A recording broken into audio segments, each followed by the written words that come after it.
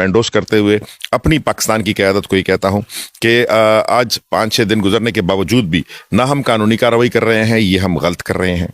ना हमने अभी तक इनके खिलाफ FIR काटी हैं, शहबाज शरीफ साहब के साथ और जिन लोगों ने कत्ल गारत की है। ना हमने इनके खिलाफ कोई कानूनी नेटवर्क बनाया है और कानूनी सिस्टम बनाया है।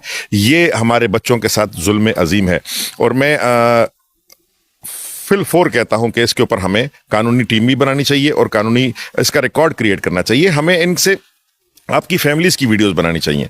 जिस तरह हमारे खिलाफ अभी ये गवर्नमेंट काम कर रही है, रोज़ एक वीडियो पेड लोगों को ले आते हैं, मार के बंदूक की नोक के ऊपर बयान देते हैं।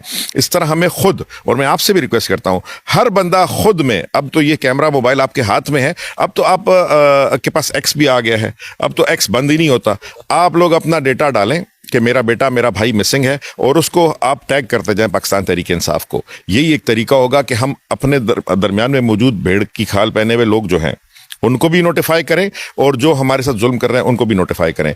अपने बच्चों के बारे में कोई कॉम्प्रोमाइज़ ना करें। मैं अपने पाकिस्तान तहरीक इंसाफ के वर्कर को हक दिलाने के लिए आखिरी वक्त तक खड़ा रहूँगा। ने क्लियर मौक़िफ़ सुना कि आखिरी हद तक हम जाए।